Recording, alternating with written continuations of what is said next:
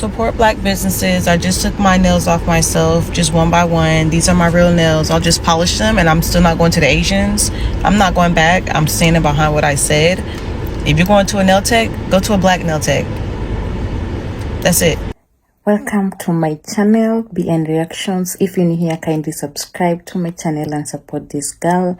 And today we are discussing a very heated, argumented topic where black people are teaming up together to boycott Asian businesses. And this has shown the unity and the strength where people agree on something, stick to it, and work together. And this is sending a lot of Asian businesses, nail techs, into burning down ashes.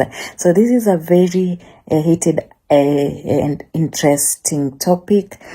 Let's watch till the end. Kindly subscribe, like, and comment. Let me know what you think about this topic that is going around, creating masses of attention in social media pages. So credits goes to the original content creators, and please watch till the end as I will come back with the breakdown and the commentary. Thank you. All I'm saying is that if you are Asian, before you should even be asking the question about who gets to decide who gets to boycott Asian-owned businesses, we need to be having the conversations in our own spaces about whether or not anti-Black racism needs to be addressed and have those uncomfortable conversations within our communities. Because I have been doing this for years, right? Have you been doing that before you decided to come online and post a video being like, oh, Black Americans are such hypocrites? Which they are not. They have a right. Like, they have an absolute right, because we do have rampant anti-Black racism. And before we are willing, like, we need to be willing to take accountability for that before we get to decide whether or not anybody should be boycott. Also, it's not even our decision who gets to boycott. Our role, right? And everybody has different roles under systemic oppression, and something happens, is what can I do in solidarity instead of looking at this situation as an us versus them problem? If you're still looking at it from the lens of an us versus them problem, then you are on Rick Chow's side. And I know that people can say like, oh, well, you know what? Like I have such a diverse spectrum of ideas and I see things differently. But when it comes to systemic oppression in a world that is made to be black and white, then if you are going to look at this boycotting situation as, oh, you shouldn't boycott us, why should we have to pay for the sins of this one guy?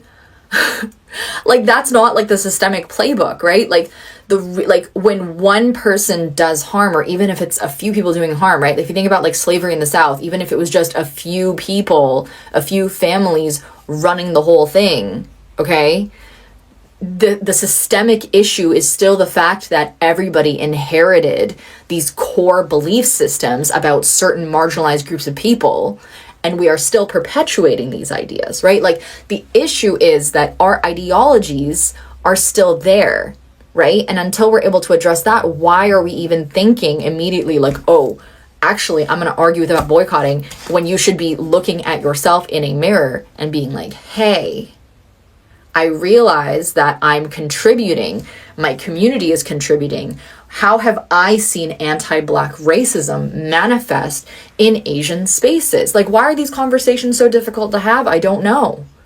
But they need to be had, right? They exist. They exist. People are doing it, some people are not.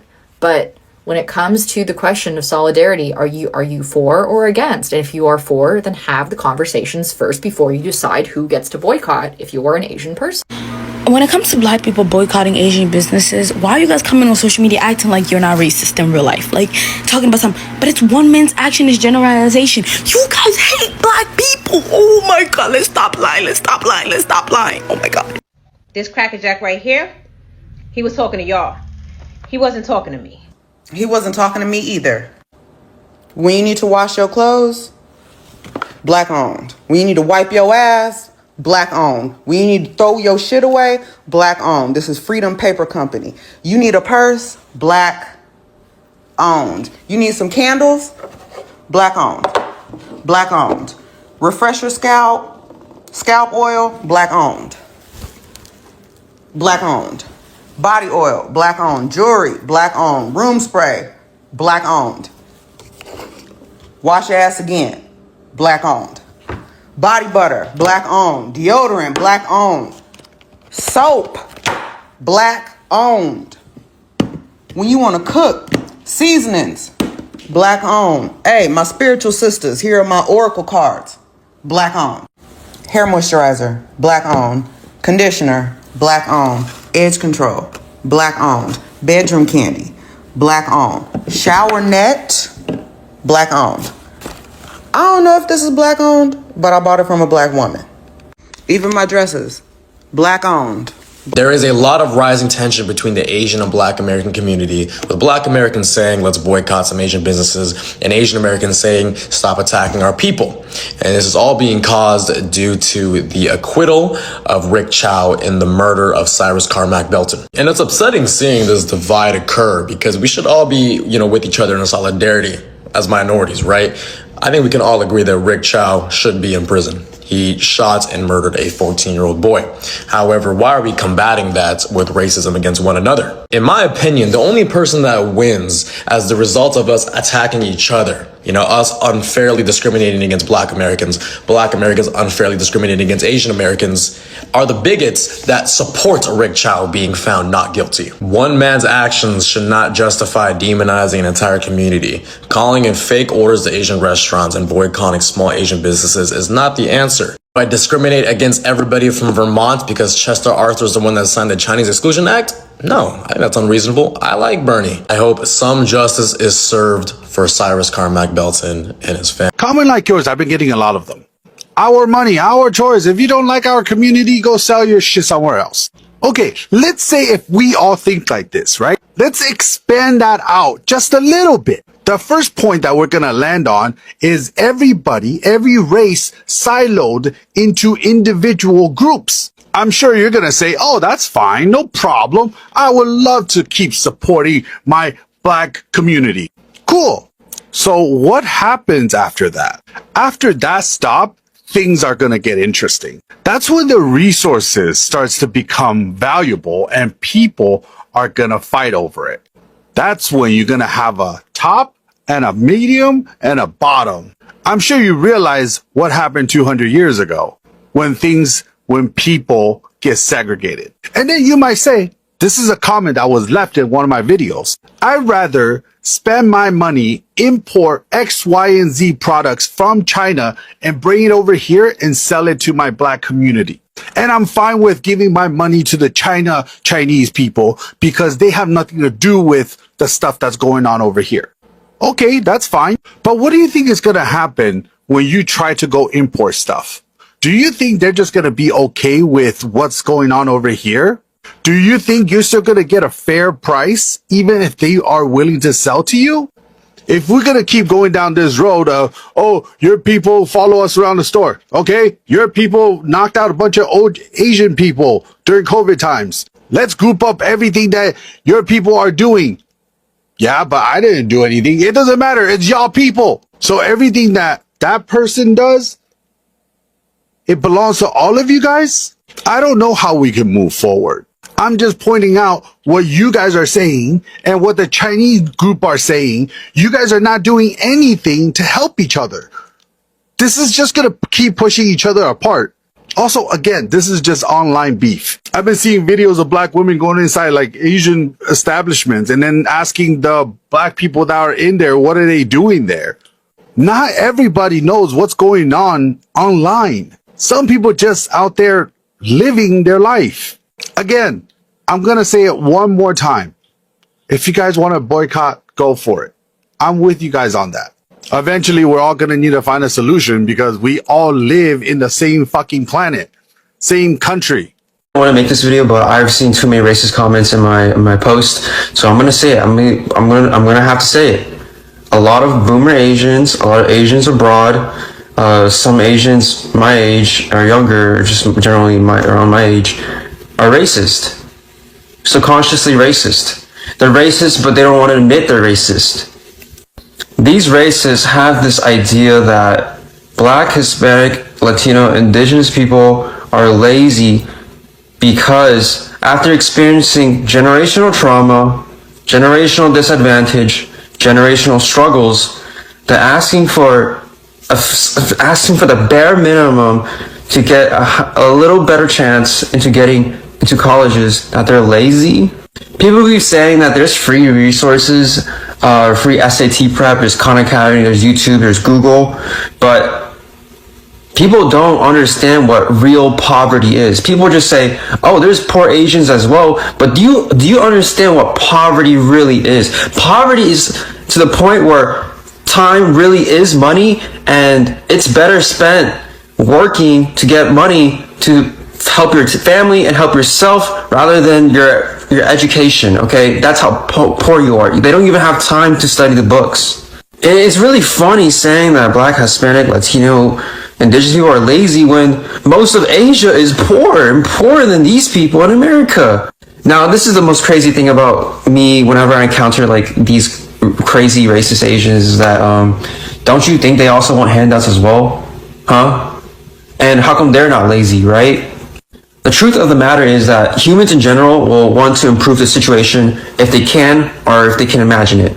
Everyone is trying to make the best decision in their life to be happy, okay? Keyword, to be happy. And sometimes when you choose a life where you're trying to break the poverty cycle, the sacrifices and the pain is just not worth it to get like a 10% increase chance to getting to a college, right? And after that, you still have to get a job. And even then, that's not even guaranteeing that you'll break the poverty cycle, okay? So a lot of poor people end up happens is they just forego the college route, okay? They just give up on it. It's simply not worth it for them. This pain, this struggle, this sacrifice is exhibited in Asians as well, okay? Don't say that only Black and Hispanic and Latino and Indigenous people are the ones that are doing this. Asian people do it ourselves, okay? And also it pains me because if you know real Asian struggles, then you would know that Asian people and Black people work together. Asian people and Hispanic people work together a lot too. We got the Black hair stores and we also got the Asian kitchens, man. You know who's working those kitchens, right? My whole point is that we need to work together rather than being racist towards each other, okay? Stop. These and salaries. It block us from going to these institutions. Then white men use the Asians as the face of the movement to dismantle affirmative action. And we can admit it even less now amongst other marginalized communities. Why are we fighting so hard to be part of an institution that doesn't want us there to begin with? Then they give us symbolic victories like the Stop Asian Hate Crime Bill, which there is Asian hate, but when other communities are also getting brutalized and there's nothing but silence, this victory just becomes another point of tension devised by the white man to separate us from everybody else. And then we see some of us physically doing the white man's bidding, emulating the racism, anti-blackness, violence, to the point where we're taking people's lives. Then the white man let us walk free. Why? To continue to divide us and other marginalized communities. It's all part of the Grand Master Plan to reinforce these institutions and systems that the white man has created to maintain their power and control over everybody else. Do not be a white devil in Asian skin. Do not fall for the white man tactic. We boycotting these type of businesses. I don't know why you're going in here. You might not have heard what's going on, but look up Cyrus Belton. Oh yeah, I know about it. Yeah, but you're still going in. Today I am out in the streets spreading the word of the boycott that is happening now and letting people know that this ain't what we doing no more, okay? So stay tuned. All right, I'm walking to the beauty supply store to see if any Black people are in there supporting the Asian business. I understand that a lot of people do not know, and that's why I'm out here trying to spread the word and let people know that, hey, this is not what we're doing. So yeah, let me walk up. You see this beautiful view? I'm in Waldorf, Maryland.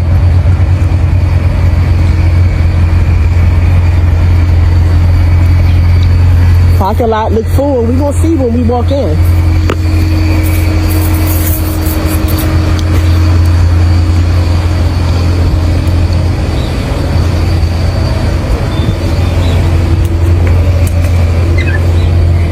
Man, we shouldn't even be. Have you heard about the boycott that's happening? Yeah, we shouldn't even be in here, girl. You know what? And I'm about to tell.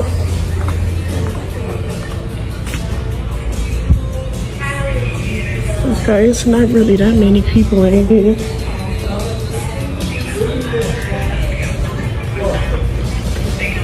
Hello, everybody, black women. I'm here to represent the boycott that's happening for Cyrus Belton.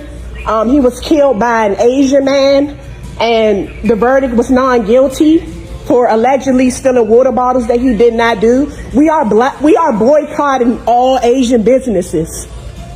So I'm coming here to let y'all know we're not doing any beauty supply stores. We're not doing any carryouts, hibachis, none of that. A lot of people don't know. That's why I'm letting y'all black women know that we're not doing this. We're saving our black dollar and giving it to black businesses. I'm sure you heard of it. You look like a young woman. You should know what's going on. So I'm spreading the word, and y'all have a nice day. Ma'am, we boycotting these type of businesses. I don't know why you're going in here. You might not have heard what's going on, but look up Cyrus Belton. Oh yeah, I know about it. Yeah, but you're still going in. So spin black, okay? I spoke about Asians being racist to black people. You guys got very sensitive.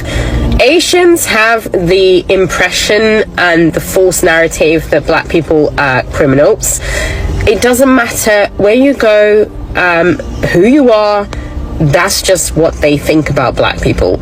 And so black people should not be apologetic to think whatever about Asians. Now, I go into a co-op to get myself flowers. I buy myself flowers every single week, TMI. And after I paid for the flowers, I realized that one of the roses had come off. I'm not spending £20 to lose a rose. So I go to the guy at the till, an Asian man, and I said, hey, I've paid for this. However, one of the roses off. Can I go get another one? He goes, sure, provided it's the same one. Duh, of course it's going to be the same one. Guess what? He comes off the till and follows me, not knowing I could see him. It was a song for me. Like, she did a whole little ditty behind. I'm not sure if she was well, don't racism become exhausting? Like, it's so old school, not even vintage. It's kind of whack. No, it's extremely whack. Like, if you cannot even give me the chance to get to know me for 5 minutes in which I could give you a laundry list of reasons not to like me, please do not shortchange me because I'm a whatever that was. Like, come on. And then it's crazy because when we feel a way about it, or we don't know how to feel, we don't know if we're in a safe space with anybody because the switch can flip at any given time. Like, we could be cool till we not, you know, any given moment we could be like, it's insane. Somebody being told that they're ugly because of their skin color, like, it's so old. At what point do we not keep doing the hamster wheel thing in racism?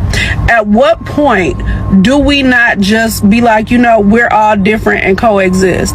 At what point does being a racist not become exhausting? Because if I don't like somebody, I ain't thinking about you. So the fact that people would have to think about somebody to the magnitude that you have to think about them to create a harmony in public, that's insane.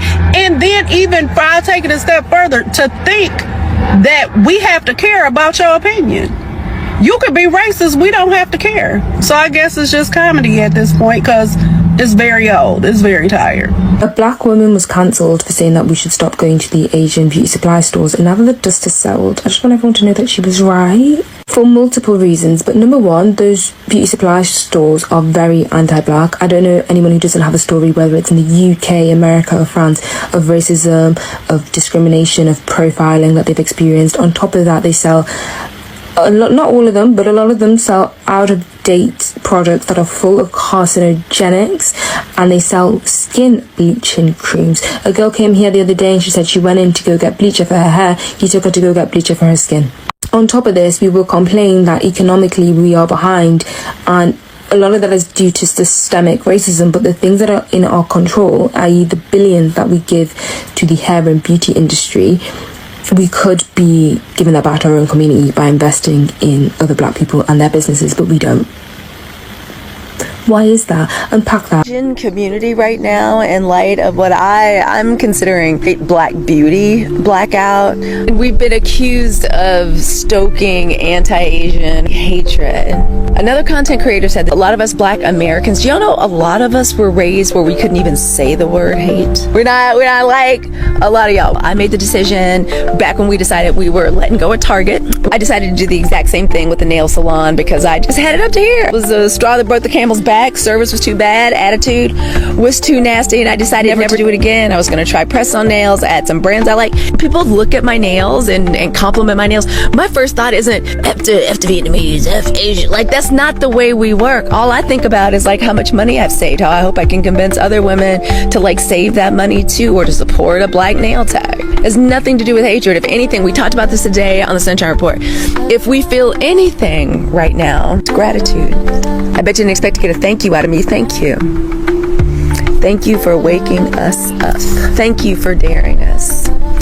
Thank you for trying to bait us. Thank you. Thank you for trying to stoke the fires. All it does is help us like zoom out so we can see everything and everyone more clearly. Thank you. I mean that truthfully. I don't feel anything but peace around us doing this and simply taking back control of the $7-point-something billion that we as black women spend and what are really very personal self-care and beauty rituals and tools and services. We're just taking it and we're redirecting it to our own community. And see, we can do that without making ourselves vulnerable, being out in the street, making ourselves like very friendly, easy moving targets. So please get that right. No hatred, gratitude, truly. And black women, 92%. I don't even want to call it a boycott. It has nothing to do with hate or punishing people. I mean, some people may feel like they're being punished, but again, like I told the 92% today, another thing America's going to have to do is get out of its fucking feelings about this. That's right, it's not show friends, it's show business. It's just business. Buck up, buttercup. That's all it is. Business changes.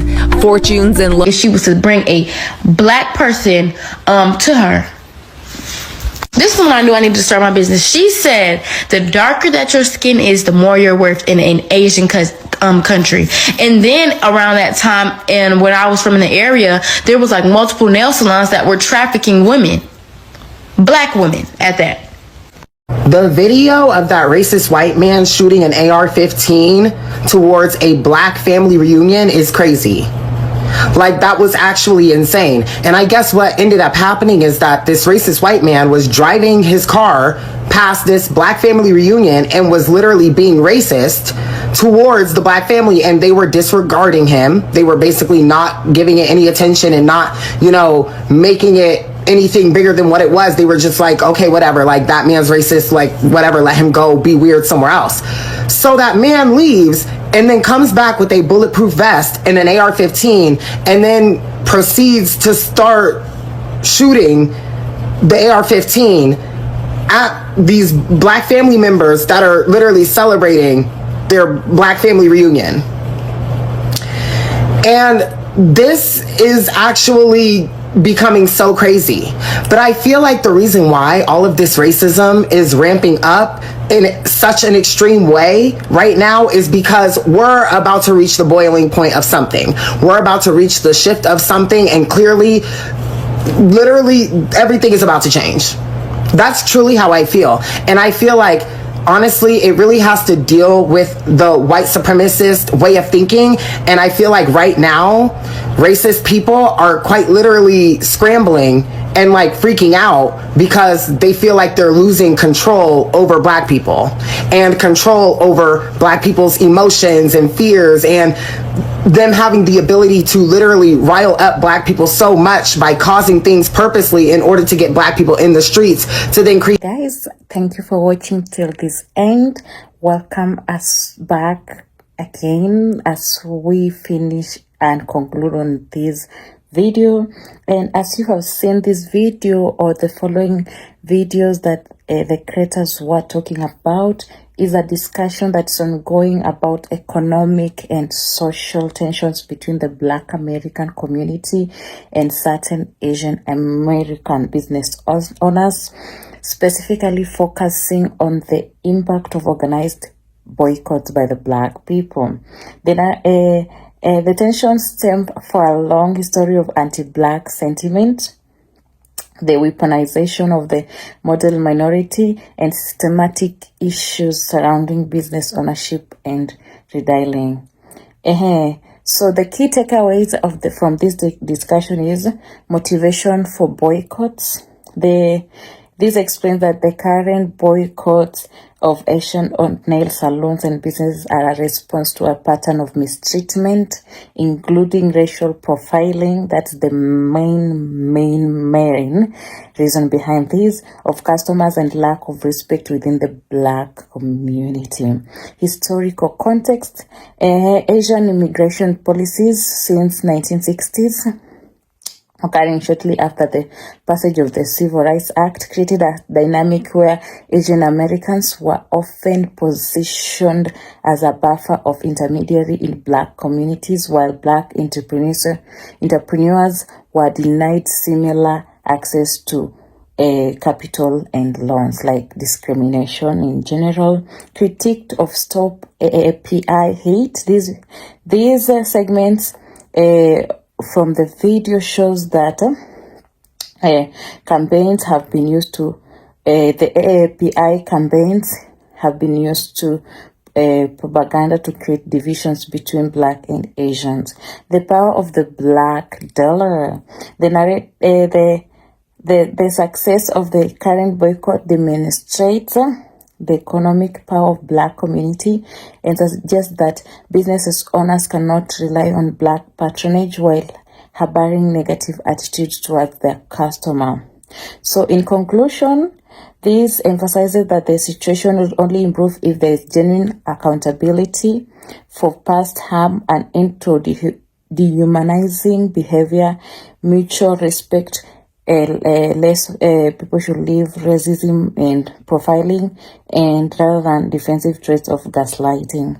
So guys, that's what has been trending online, and if you have anything to add on this, on what you think, kindly comment down there below. If you haven't subscribed yet, kindly do so, and to those of you who are subscribing, God bless, and catch me on the next reaction video. Subscribe, like, and comment.